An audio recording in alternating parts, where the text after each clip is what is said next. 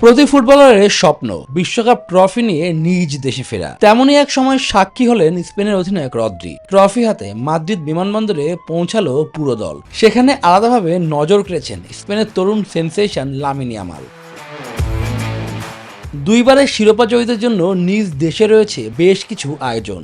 মাদ্রিদের রাস্তায় একটি ছাদ খোলা বাস প্যারেডের মাধ্যমে তারা উদযাপন করবেন। সোমবার ভোর পর্যন্ত উদযাপনের জন্য মাদ্রিদের পুয়েতা দেল সল এবং অন্যান্য প্রধান চত্বরগুলো। যুক্তরাষ্ট্রের এক নম্বর জিম চেইন গোল্ড জিম এখন আবারও বাংলাদেশে। বসুন্ধরা আবাসিক এলাকা ও বসুন্ধরা সিটি শপিং মলে প্রদক্ষিণ করছেন তারা। প্যারেডের জন্য ইতিমধ্যেই সেভেলেস স্কোয়ারের জায়গা নিশ্চিত করে ফেলেছে। কিছুক্ষণের মধ্যে সেখানেও যাবেন তারা।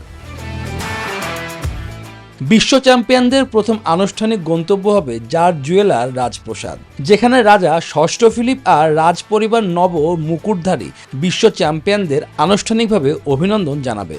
এরপর প্রধানমন্ত্রী পেদ্রো সানচেজের বাসভবনে নিয়ে যাওয়া হবে, যেখানে দলটিকে সংবর্ধনা প্রদান করা হবে। সে দেশের প্রধানমন্ত্রী এই জয়কে পুরো দেশবাসীর জয় বলে আখ্যা দিয়েছেন। স্পেনের জন্য মুহূর্তটি বিশেষ। এই মহা আনন্দ ও উদযাপনের দিনে আমি স্প্যানিশ জাতীয় দল এবং কোচিং স্টাফকে তাদের পারফরম্যান্স, প্রচেষ্টা এবং বিজয়ের জন্য ধন্যবাদ জানাই। এ জয় সকল স্পেনবাসীর।